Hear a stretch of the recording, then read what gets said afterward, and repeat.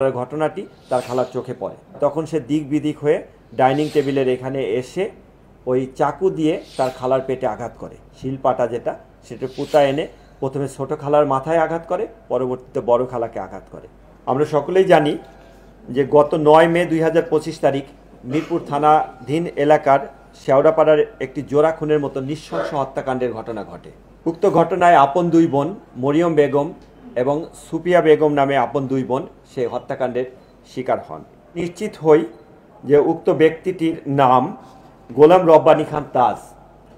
সে 14 থেকে 15 বছর বয়সী একটি শিশু এবং সে উক্ত পরিবারের আরেক বোনের, অর্থাৎ যে দুই ব্যক্তি মারা গিয়েছেন তাদের অন্য এক বোনের ছেলে। তারপর আমরা মোবাইল সিডিআরের মাধ্যমে তার অবস্থান শনাক্ত করে আমরা জানতে পারি যে সে পারিবারিক জানাজায় অংশগ্রহণ করার জন্য ঝালকাঠি জেলায় গিয়েছে। আমরা একটি টিম পাঠাই ঝালকাঠি জেলা থেকে, তাকে জিজ্ঞাসাবাদের জন্য আমরা আনি, সাথে তার পরিবারের সদস্যরা থাকে। প্রাথমিকভাবে তাকে জিজ্ঞাসাবাদে সে ঘটনার সাথে সম্পৃক্ততা স্বীকার করে। এখানে ঘটনার নেপথ্যে কী কারণ সে রহস্য উদ্ঘাটনের জন্য তাকে আমরা ব্যাপকভাবে জিজ্ঞাসাবাদ করি।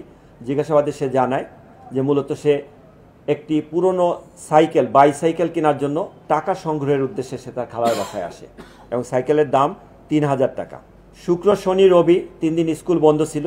সে সাথে কিছু কাপড় চোপড় সহ তার খালার বাসায় আসে এবং খালার কাছ থেকে সে টাকাটি সংগ্রহ করবে, এটি তার উদ্দেশ্য ছিল।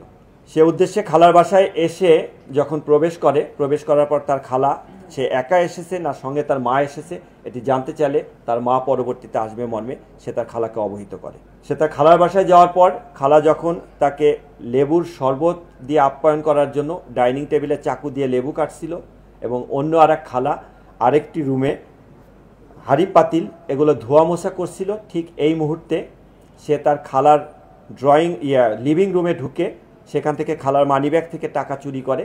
টাকা চুরি করার ঘটনাটি তার খালার চোখে পড়লে তার খালা যখন টাকা চুরির বিষয়টি তাকে চার্জ করে এবং তার মাকে বলে দিবে মর্মে তাকে জানায়, তখন সে দিক বিদিক হয়ে ডাইনিং টেবিলের এখানে এসে ওই চাকু দিয়ে তার খালার পেটে আঘাত করে। খালার পেটে আঘাত করার পর খালা চিৎকার করে এবং তার কাছ থেকে বাঁচার জন্য যখন তাকে ধাক্কা দেয় তখন সে উপর্যুপরি আরও কয়েকবার চাকু দিয়ে পেটে আঘাত করে।